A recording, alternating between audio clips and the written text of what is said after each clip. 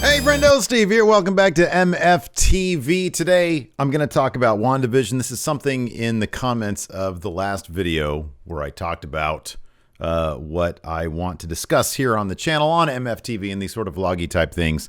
One of the things some of you mentioned was, hey, Steve, can you talk a little bit about Marvel and Phase 4 and what you want out of it and WandaVision? So I figured with WandaVision having just wrapped up, I'd sort of just nutshell my thoughts on that. Before I launch into it, I want to remind you, hit that subscribe button, give this video a thumbs up, and if you want to help support the cause, head over to MF Shop here, and you can check out the comic books. You could buy these comic books that I used to produce. I'm working on a new one because I know I've been pushing these for like years now. But if you've ever been curious as to what Steve draws like and how Steve writes, me, I don't know why I'm talking in the third person. MF Shop here is where you can do that. And yeah, hit that sub button because it helps grow the channel because we got a lot of stuff on the way. All right, let's talk about WandaVision. The big finale went down last week, and oh boy, what a tearjerker that was. In a nutshell, I thought that, although it wasn't perfect, I thought that WandaVision pretty much knocked it out of the park. I thought that it was pretty great. I thought it was, number one, pretty ballsy for the Marvel Cinematic Universe in its first foray on Disney Plus. I know they had like Agents of S.H.I.E.L.D. on ABC, but like in terms of telling the stories of the central characters of the MCU in serialized format, TV, basically, it sort of told a meta TV tale, starting off with basically a recreation of like a 1950s sitcom. Not the easiest first 22 minutes to sit through, that first episode of WandaVision, but it really did, I feel, it made the rest of it, it made the payoff that much more powerful. Of course, this WandaVision was all about, among other things, Wanda being given tons of time and a pretty big story to figure out, both from an audience perspective and from her character's perspective, who she is, what she is in life since her childhood, not really knowing where she fits in. And this series established it. I thought Elizabeth Olsen was absolutely magnificent in this show. I thought Paul Bettany was great too. I think everybody was really good in this show. I thought that not only did WandaVision serve as an excellent origin story for the Scarlet Witch, it also gave Wanda a real identity crisis to sort her way through. And on top of that, I think it launches this Phase 4 of the Marvel Cinematic Universe into some really, really interesting territory, which I'll get into in a little bit. But yeah, I thought it was chock full of great Easter eggs. I thought that, there are some little things that are sort of big things for fans. At the end, Wanda got her Scarlet Witch outfit and I guess her nickname, which she hadn't had up until now. It sort of gave us Vision while Vision is dead and sort of set up how he's totally gonna return later on. So yeah, I'll just go over those particular takeaways, and we'll start things off with the thing that I'm kind of the most excited about. Being a fan of alternate universe, alternate timeline, parallel universe type stories. It seems that between this and potentially Loki and Spider-Man No Way Home and next year's Doctor Strange, The Multiverse of Madness, Marvel's really diving really deep into the multiverse thing.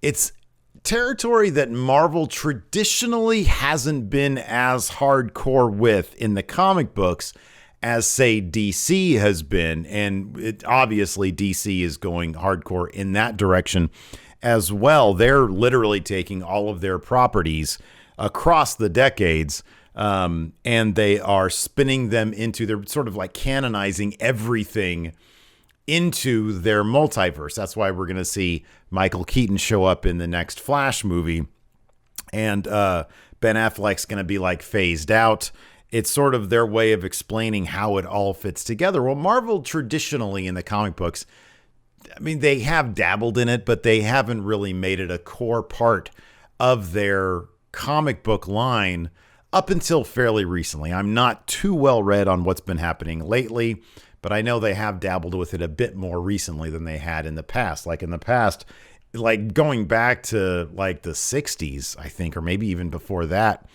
DC really went hard on the idea that there are alternate universes. It's the way they were able to explain why they had, in kayfabe, if you will, to use a wrestling parlance, it was used to explain why they rebooted their comics. You know, first the Flash was one guy, and then all of a sudden was another guy. Well, you know, at some point people were like, well, can you explain that, please? And they're like, okay, with the different universes. And they went heavy on that big time. I mean, most of their big, reboots are based off of the multiverse theory. I mean, they're just literally about to do another one now. But Marvel's always kind of strayed away from that, really. And so it's interesting now with reports that with the next Spider-Man movie, they're bringing in Andrew Garfield. They're bringing in people from past Spider-Man franchise series. Maybe I think they said that Tobey Maguire might be involved. They've already dove into it with Spider-Man Into the Multiverse. Or Into the Spider-Verse, whatever it's called. They referenced it in that last Spider-Man movie, even though it was sort of a red herring. It seems like Marvel is really diving into the multiverse. And one sort of clue about this, besides the Easter egg at the very end of the show, or the end credit, the final post-credit scene, where Wanda hears her kids asking for help, was when Evan Peters' Quicksilver showed up. Now, in the show, in WandaVision, everybody was hoping and praying and wishing and theorizing that this was, in fact, Quicksilver from the Fox X-Men universe. Well, we know now that they're probably not going to be incorporating that universe into the current MCU. But given that they're going to be dealing with the multiverse, it's entirely possible that Evan Peters' presence, even if he isn't meant to be the actual Peter Maximoff from the Fox series, it could be either a little bit of sort of artistic foreshadowing, saying, hey, this is on the horizon, so be looking out for it, or the idea that he is simply a dude named Ralph Boner is also a red herring, that he's not actually a dude named Ralph Boner. Remember, the FBI agent, Jimmy Woo, at the beginning of WandaVision, we're introduced to him, talked about a witness protection program. It's entirely possible, and I'm totally stealing this theory off of Twitter from somebody that I saw write it out or propose it, that it is actually the Quicksilver from the Fox series somehow found a way into the MCU's universe, and he's under witness protection from the FBI. That's entirely possible. And then when he's confronted with, hey, your name is Ralph Boner, he didn't have the wherewithal to say, no, I'm actually a dude from a different dimension. So that's entirely possible. They could still revisit that. Will they? Probably. I mean, who knows? I don't know if they will or they won't, but it seems kind of obvious that they could totally revisit this. Maybe they had no intention to revisit it, but seeing the fan reaction might prompt them to do exactly that. Evan Peters is one of the better things about the later X-Men series in the Fox movies. I didn't watch the last couple ones because I just heard really, really bad things about them. But the Days of Future Past one was pretty rad. I mean, I liked his portrayal of Quicksilver. I think everybody did. And if they saw the fan reaction when he did show up, man, it was blowing people's minds everywhere. So I really hope that they dive really deep into the multiverse thing. I think there's a lot of stuff that they can mine if they really want to dive into it. So I'm really looking forward to that. Maybe also in the Ant-Man and the Wasp Quantumania. Phase 4 might be where they start diving into that kind of stuff. I mean, you never know what Thanos's, usage of the Infinity Stones might have resulted in, when it comes to the universe and the fabric of space-time, all that kind of stuff. So yeah. Next up, I mean, it's probably going to be a while, but clearly White Vision's going to be the new Vision. White Vision is, of course, the evil Vision android that they had sort of stitched back together, I think, out of original Vision. I think that was the idea of it. or they just recreated him and sent him to go attack fake Vision and Wanda. And then they have like a fist fight, and then they have a philosophical debate that centers around this ship of Theseus idea. Again, dealing with an identity crisis. Who is Vision? What is he? Is he the memories? Is he, the core programming of Vision? What is he? And so with fake Vision sort of unleashing white Vision's memories of Vision, stands to reason that that Vision's going to be new Vision. When will this actually happen? When will we see him again? You would think it'd be in any of these movies, but who knows? I have no idea. I know Wanda's supposed to show up in the Multiverse of Madness. I don't know if she's going to be in Loki. I don't know if she's going to be in the Spider-Man movie. It might be Phase 5 before her and Vision get back together, in which case you're talking about half a decade or maybe more. So, yeah, I think the Vision stuff, I thought that Paul Bettany, I thought the handling of Vision was absolutely fantastic. I really appreciate that they're now able to use the Disney Plus series format to really flesh out characters who, when they're doing these big budget feature films, they're not able to take the time really necessary to flesh these characters out to their fullest potential. And that's the kind of thing that I'm really looking forward to, sort of moving the Marvel Cinematic Universe into the Disney Plus realm, is you're going to get that kind of stuff, but you're still going to get like the big budget, giant, Infinity War type stories, type movies that you can see in the theater. So, I mean, it is like a really terrific, it's like an ideal situation to do that kind of thing. And so you get stuff like, Wanda's full story being able to be told, and she's not just sort of a background character where you have to piece stuff together. So yeah, I mean, some of the fan service was really great too, seeing Wanda and Vision and even Ralph Bohner in their Halloween costumes, referencing their original comic book costumes. I thought that was great. And also this, obviously WandaVision is setting up to a degree the Captain Marvel sequel. So you get the Monica Rambeau character, who has her origin in comics as well. And she has some sort of issue with Captain Marvel. And we'll get to see that play out in Captain Marvel 2 whenever the hell that comes out. I know COVID pushed back everything like a year.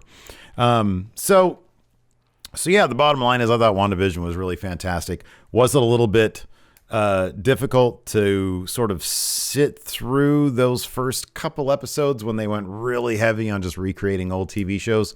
Sure, but that became kind of the fun. It's like, okay, well, next week, what are they going to, in the 70s, what are they going to recreate? In the 80s, what are they going to recreate? And so it was actually pretty fun eventually to find all that stuff out when you got, when they started opening up the story to what was going on. It was pretty interesting stuff. I really liked the villain. I thought Agatha was great. I don't really know a whole lot about her origin story in the comic books, but I thought it was a fun villain and sort of appropriate to bring out the Scarlet Witch and to figure out really who she was and what her origin story was. So yeah, I thought all that stuff was really well done. I thought it was a perfect first step into the Disney Plus arena. And then next up, of course, is Falcon and the Winter Soldier.